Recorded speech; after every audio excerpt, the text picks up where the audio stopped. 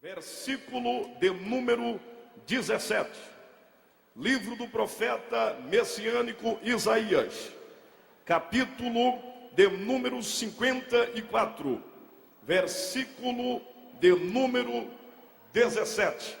Esta é a mensagem que o Senhor preparou nesta noite para o seu coração. Aqueles que trouxeram sua Bíblia, pode abri-la, e aqueles que não estão com ela em mão, mas pode acompanhar, capítulo 54, versículo de número 17.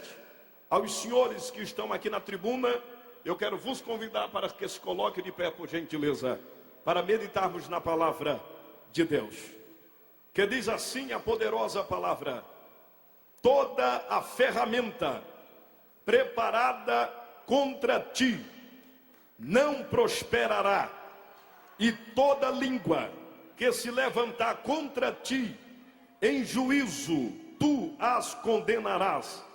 Esta é a herança dos servos do Senhor e a sua justiça que vem de mim, diz o Senhor. Vou repetir: toda ferramenta preparada contra ti não prosperará, e toda a língua que se levantar contra ti em juízo tu as condenarás. Levante a mão direita para o céu, por favor. Aleluia. Se você crer nesta palavra lida, repita comigo: toda ferramenta preparada contra mim não prosperará. Coloque a mão sobre o seu irmão, na cabeça ou no ombro, no peito, e diga para ele: toda ferramenta preparada contra ti não prosperará. Quantos podem glorificar ao nome do Senhor? Podeis tomar assento, por gentileza. Meu querido companheiro, pastor Carvalho Júnior, Deus te abençoe a tua vida. Meu amigo particular, irmão, pastor Benhu Lopes. Cadê o pastor Benhu? Está ali. Não esqueci de ti, meu amigo. Por intermédio do pastor Benhu, pastor Reuel me conheceu, pastor Cizino me conheceu. É um grande amigo, pastor. É um homem de Deus, pastor Benhu Lopes. Senhoras e senhores, nesta noite, Deus deu-me uma revelação pela expressão poderosa da sua mensagem. Estava durante este dia falando com Deus e trazendo dentro da minha alma o Espírito do Senhor. Me disse: você precisa dizer aos Gideões e a toda a nação brasileira, e aqueles que estão em sua casa, no seu carro, na sua cama, no hospital, na sua guarita de trabalho, onde quer que esteja escutando este trabalho ou assistindo pela internet, a mensagem será: ferramentas não contra os Gideões. Nenhuma ferramenta preparada contra os Gideões prosperará. Você pode confirmar e dizer amém? Deus, o Senhor, nosso Pai, dá uma palavra profética para o mensageiro por nome de Isaías. E versículos anteriores, como versículo 15 e 16, Deus vem trazendo uma grande revelação acerca de projetos de ferramenta. O mesmo Deus dizendo que Ele é o Criador das ferramentas. Pega Israel, seu servo Jacó, e traz para os dias atuais, provocando uma tipologia figurativa e simbólica.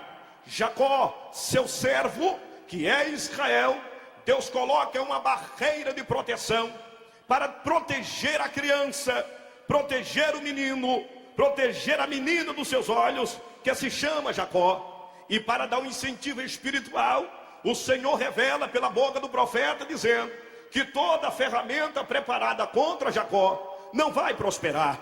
Mas o mesmo Deus continua fazendo as narrativas e informando que toda língua que se levantar contra Jacó em juízo, Jacó há de condenar. Quando eu falo de ferramenta, não estou simplesmente lembrando da colher do pedreiro.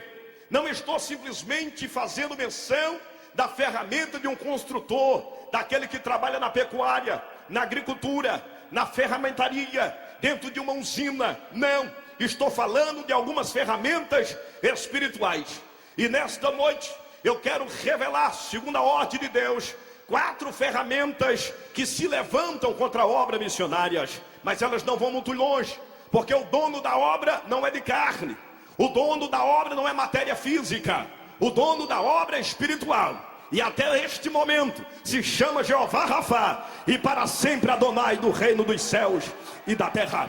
A primeira ferramenta que eu quero vos trazer nesta noite se chama ferramenta da humilhação. Quando eu falo da palavra humilhação, estou lhe trazendo para os dias atuais. Quem nunca passou pela humilhação? Quem nunca passou pelo desprezo?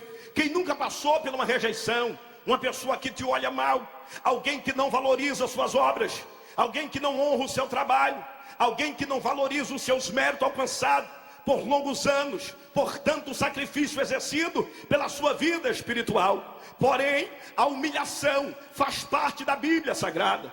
Todos os grandes homens de Deus passou por humilhação. Todas as grandes servas de Deus que militaram nesta obra passaram por humilhação. Quem nunca foi humilhado? Quem nunca foi desprezado? Ora, é bem verdade que eu e você, para galgarmos uma posição elevada, em primeiro lugar, particular por Deus, temos que passar pela matéria da humilhação. A humilhação não é um ato da condenação. A humilhação simplesmente é uma ponte para ligar o homem pequeno ao homem grande, o homem humilde ao homem que não é humilde, o homem fraco ao homem forte. A humilhação se chama ponte para ligar o homem ao reino de Deus. E ora, Deus nunca vai permitir que eu e você deixe de passar por um pouco de tempo chamado humilhação. A Bíblia Sagrada fala sobre 3 tipos de humilhação.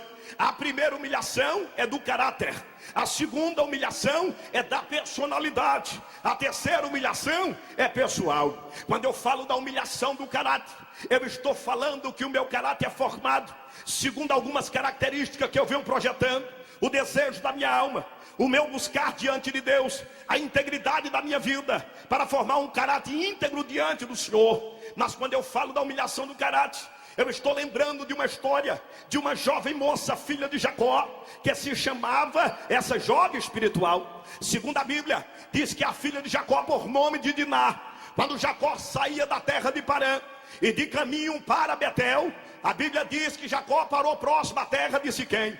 Diná saiu com seus 12 irmãos, os seus familiares, Rubem, Levi, Simeão, Issacar, Zebulon, Azer. Sim, mas quando parou na terra de Siquém, ela foi buscar pessoas para conversar. Ela foi buscar pessoas para tratar sobre a sua amizade.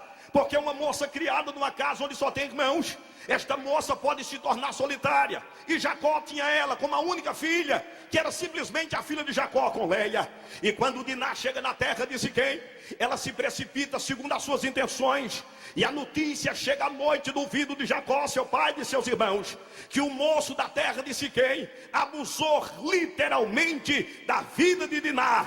Mas era um moço responsável, resolveu colocar dentro do seu coração o intuito de casar com a moça. Chamou seu pai por nome de Ramô, foi até a terra onde estava Jacó e disse para ele que casaria com Diná. Jacó abriu aliança, Jacó abriu um pacto, porque não queria ver a condenação da sua filha. Mas isto para Israel é uma das maiores aberrações: a moça perder a sua virgindade fora de tempo, sem o casamento, sem a ordem do pai, sem a ordem da mãe e sem a ordem de Deus, o Senhor. A Bíblia diz que na reunião da noite, próximo à mesa estava Levi e Simeão. Escutaram a história, perceberam a humilhação da sua irmã, saíram pela madrugada, foram até a terra de Siquém e assassinou todos os homens de Siquém. Um hecatombe aconteceu naquele dia. O caráter de Diná foi humilhado.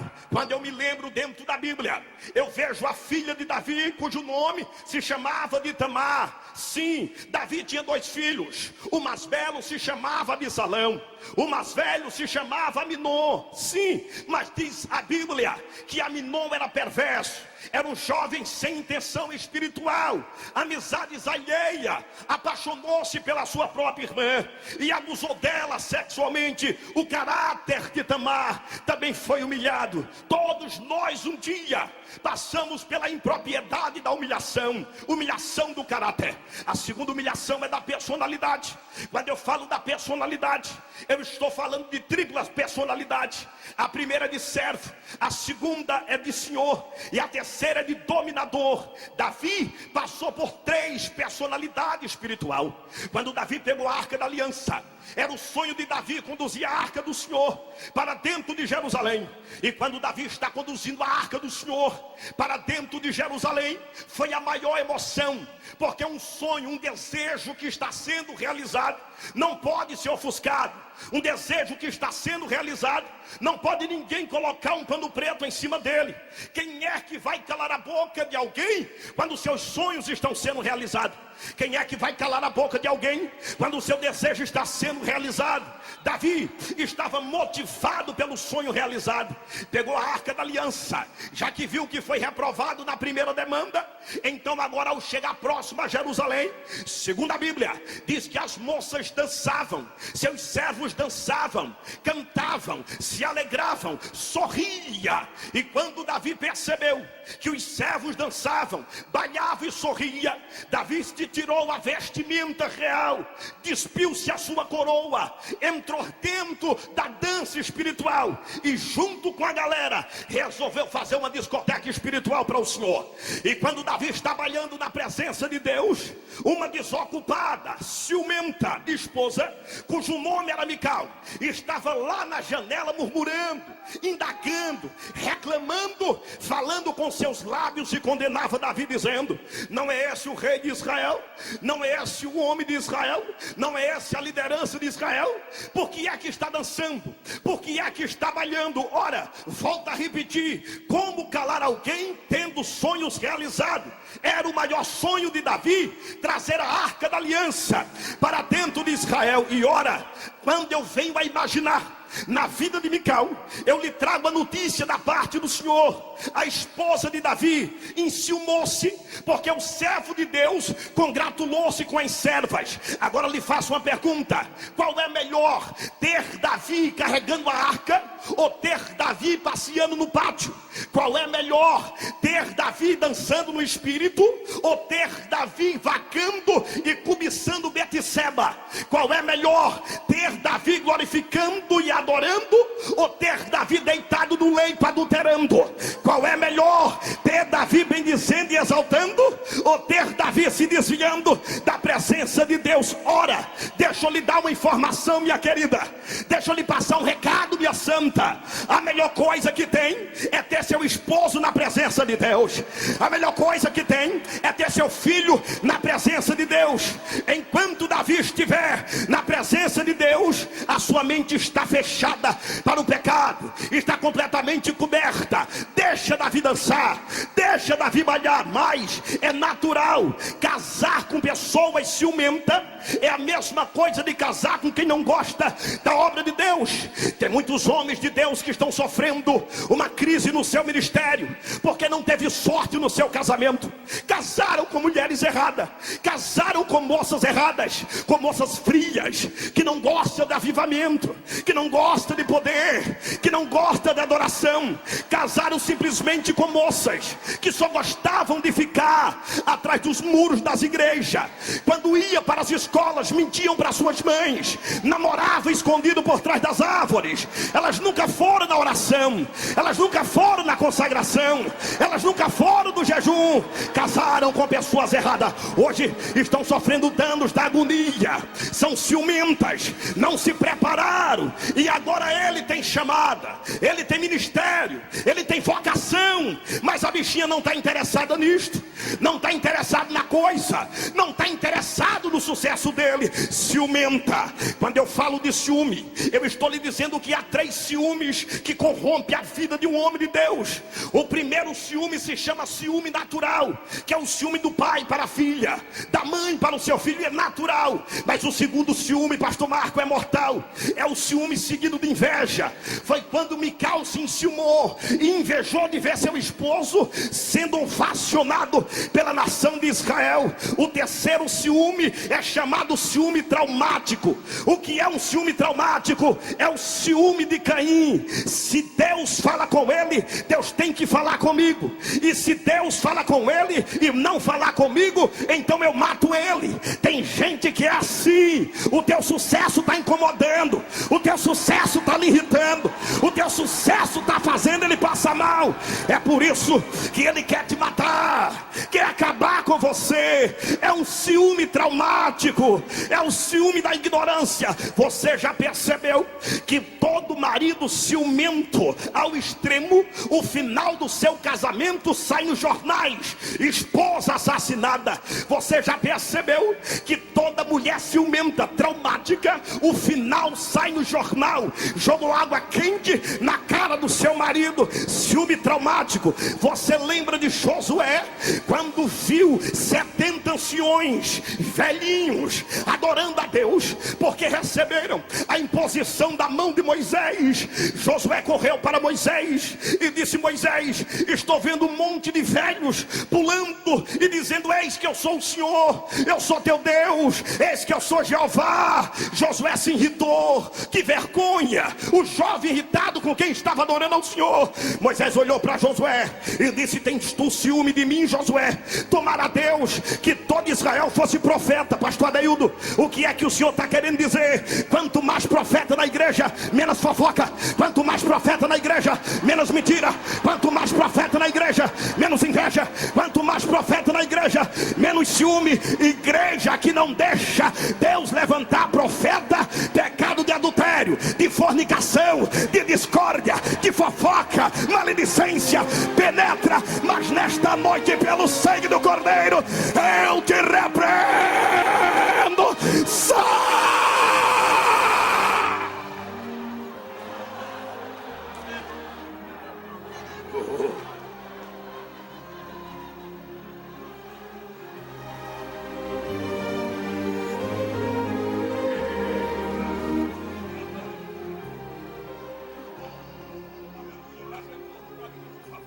Sim, humilhação, a ferramenta da humilhação. A terceira humilhação é chamada humilhação pessoal. O ser humano que é escolhido pelo Senhor, ele tem três formas de se humilhar perante Deus. A primeira forma de se humilhar perante o Senhor é humilhar-se com suas palavras. Eu disse que a primeira forma de se humilhar perante o Senhor é com suas palavras. Lembra do publicano e do fariseu? Foi assim que o fariseu batia no seu peito. O fariseu se orgulhava e bradava dizendo: jejum 2 vezes na semana, entrego o dízimo de tudo. O publicano, o pobre miserável, se humilhou com suas palavras e dizia: ó Deus, perdoa este miserável pecador. Humilhar-se com suas palavras. A segunda humilhação pessoal é com suas obras. Jesus se humilhou com as obras, 40 dias e 40 noites, queimando a sua carne com jejum e coração. A terceira humilhação pessoal é com sua alma. Jejum é para queimar o pecado, jejum é para queimar os desejos, as paixões carnais. Humilhai-vos perante o Senhor. O apóstolo São Pedro, escrevendo a sua carta, ele disse: humilhai-vos debaixo da onipotente mão de Deus, e no seu tempo certo ele vos exaltará. Jesus Cristo disse para os seus discípulos: todos aqueles que se humilham, o Senhor o exalta, e todos aqueles que a si mesmo exalta, Deus o humilhará. A ferramenta da humilhação é reprovada perante o Senhor. Agora prestai bem atenção. A segunda ferramenta que o inimigo quer usar contra a obra missionária é chamada ferramenta da oposição. Eu, quando leio a Bíblia Sagrada, eu venho a ver dentro das páginas seletivas a história de 5 vidas. Primeiro se chamava Moisés, segundo seu irmão se chamava Arão, terceiro Coré, chefe de levita, Abirão e Datã. Houve-se um dia dia que 3 homens perversos, Coré, Abirão e Datã, se levantou contra o ministério do irmão de Moisés, cujo nome se chamava Arão. Qual foi a revolta de Coré e Abirão e Datã?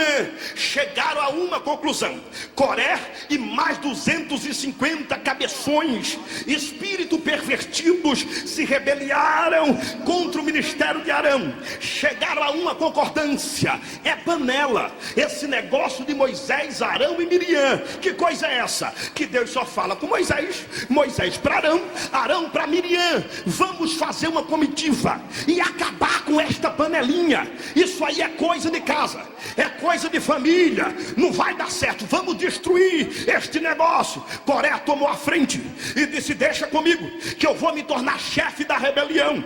Deixa eu chamar a sua atenção: a rebelião só cresce até onde ela começa. Dali em diante ela vai estar debaixo da mão do próprio Criador. Rebelde tem corda curta. Deus não dá asas para cobras para ela voar, principalmente quando se trata de tocar no ministério de Arão. Ora, Arão ficou sabendo. Quando Arão ficou sabendo dessa história, Arão resolveu chorar. Arão se sentiu culpado. Moisés, dia seguinte, viu Arão lamentando. Ele disse: por que chora, meu irmão? Porque você está assim, meu mano? Ele disse: porque estão se levantando, estão dizendo aí que foi tu que me elegeu, estão dizendo aí que a panelinha é coisa de família, é coisa de casa, é coisa de patricidade entre eu, tu e Miriam. Arão agora lamenta. Moisés se ira e diz: quem é o cabeça da rebelião? É Coré, é Abirão e é Datã. Manda-os chamar. Coré caiu na besteira de não aceitar. Coré caiu na perversidade de não aceitar. A ira de Moisés se acendeu e disse: avisa para Coré que ele não tocou numa unção bastarda, ele tocou num homem que não fui eu que chamei, ele tocou em um homem que foi Deus que separou para esta obra. Deixa com o Senhor, deixa que Deus vai resolver. Quem te deu esse ministério foi Deus, você pode dizer amém. Quem te deu essa chamada foi Deus, você pode dizer amém. Quem te deu esse ministério foi o Senhor, pode trazer. No dia seguinte, Coré todo cheio de razão, porque todo rebelde se sente cheio de razão, chega até se armar, e com uma quadrilha de 250, eita, como o rebelde fica forte, e disse: vamos encarar Moisés, vem para ver como é que vai acontecer. Aí tentou encarar Moisés. Quando Moisés olhou na cara de Coré e disse: você está tocando no homem errado. Quem separou meu irmão foi Deus. No dia que eu disse para Deus que eu não tinha capacidade, foi ele que disse: então eu coloco o teu irmão. Não tem nada comigo. Coré deu risada e disse: foi você. Moisés olhou e disse: olha, Deus vai julgar entre mim, de Israel, e meu irmão. Aí Deus se apresentou e disse: diga para Israel, cada príncipe traga o seu incensário, e eu mostrarei quem foi que separou o teu irmão Arão. Traga o incensário.